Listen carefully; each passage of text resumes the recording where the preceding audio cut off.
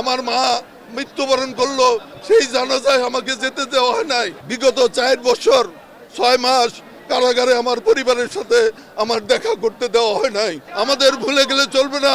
আওয়ামী লীগ যে কাজ করেছে আমরা সেই কাজ করব না।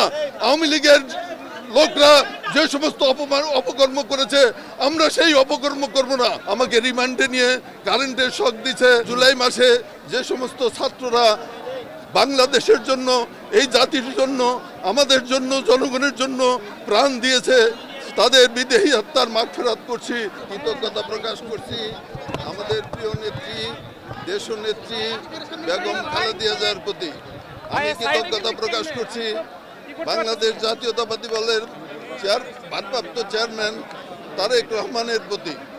আমি কৃতজ্ঞতা প্রকাশ করছি আজকে যার মাজারে আছি আমাদের প্রিয় নেতা শহীদ রাষ্ট্রপতি জিয়াউর রহমানের কথা আজ বারবার মনে পড়ে। এই দলকে তিনি গড়ে তুলেছিলেন দেশের মানুষের জন্য, জনগণের জন্য। আমি তার প্রতি শ্রদ্ধা জ্ঞাপন করছি এবং তার বিদেহী আত্মার মাগফিরাত করছি। আল্লাহ, আমি শ্রদ্ধা নিবেদন করছি আগস্ট এবং জুলাই মাসে যে সমস্ত ছাত্ররা বাংলাদেশের জন্য, এই জাতির জন্য, আমাদের জন্য, জনগণের জন্য প্রাণ দিয়েছে, তাদের বিদেহী আত্মার মাগফিরাত করছি, তাদের বিদেহী আত্মার মাগফিরাত কামনা করছি, তাদের পরিবারবর্গের প্রতি সমবেদনা প্রকাশ করছি।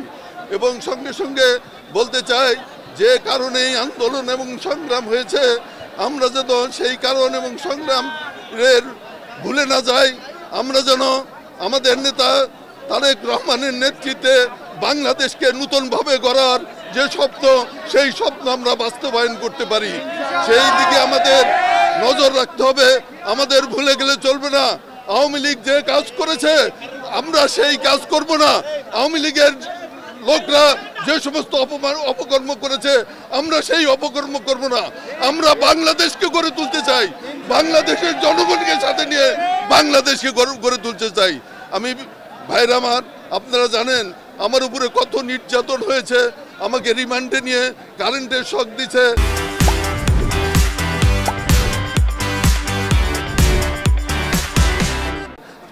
চেয়ারে ঘুরেছে, আমাকে মারপিট করেছে। আমি অজ্ঞান হয়ে কোর্টের বারান্দায় পড়েছিলাম। প্রিয় বন্ধুরা আমার, সেই স্মৃতি আমি এখনো ভুলি নাই। আমার মা মৃত্যুবরণ করলো, সেই জানাজায় আমাকে যেতে দেওয়া হয় নাই। আমি জানাজায় যাওয়ার জন্য প্রস্তুত ছিলাম, পারমিশনও হয়েছিল, কিন্তু সেই জানাজায় আমাকে যেতে দেওয়া হয় নাই। আমার ওয়াইফকে নামে নিরাপত্তাহীনে মামলা করা হয়েছিল। সে একজন কর্মচারী, তাকে দীর্ঘদিন সাসপেনশনে রাখা হয়েছিল, তাকে জেল হাজত মোকাবেলা করতে হয়েছে। আমার বিগত 4 বছর 6 মাস কারাগারে আমার পরিবারের সাথে আমার দেখা করতে দেওয়া হয় নাই। আমাকে বন্ধ অবস্থায় রাখা হয়েছিল, পরিবারের সাথে কোনো যোগাযোগ আমি করতে পারি নাই। আজকে আমি সকলের কাছে কৃতজ্ঞ, বাংলাদেশের জনগণের কাছে কৃতজ্ঞ যে আমরা আজকে তাদের ত্যাগের বিনিময়ে আজকে আমরা মুক্তি পেয়েছি। আমাদের নেতারা, কর্মীরা যেভাবে পরিশ্রম করেছে, এই ক্ষেত্র প্রস্তুত করেছে এবং পরবর্তী টাইমে ছাত্ররা আন্দোলনের মাধ্যমে যে ফসল আমরা ঘরে তুলেছি, এই ফসলকে আমাদের টিকিয়ে রাখতে হবে। আমাদের আন্দোলন সংগ্রামের ফসলকে আমাদেরকে ঐক্যবদ্ধভাবে আমাদের ঘরে নিয়ে আসতে হবে। সেই আহ্বান জানিয়ে যারা আজকে এখানে উপস্থিত হয়েছেন, বিভিন্ন জায়গা থেকে এখানে উপস্থিত হয়েছেন, টাঙ্গাইল থেকে উপস্থিত হয়েছেন, আমার এলাকার থেকে উপস্থিত হয়েছেন, আমি সকলের প্রতি কৃতজ্ঞতা প্রকাশ করছি এবং ধন্যবাদ জানাচ্ছি। প্রিয় বন্ধুরা, আপনারা, আশা করি আপনারা এরপরে আপনারা যার যার যে ঘর থেকে আসতেন সেভাবে সুশৃঙ্খলভাবে ফিরে যাবেন। এবং মনে রাখবেন, তারেক রহমান একটি কথা বলেছেন, আমরা জেলখানায় থেকে শুনেছি যে বিএনপির নাম ব্যবহার করে কিছু অপকর্ম করা হয়েছে। আপনারা আজকে বিএনপির নাম ব্যবহার করে যাতে কেউ অপকর্ম করতে না পারে সেই দিকে আপনাদের লক্ষ্য রাখতে হবে, কাজ করতে হবে।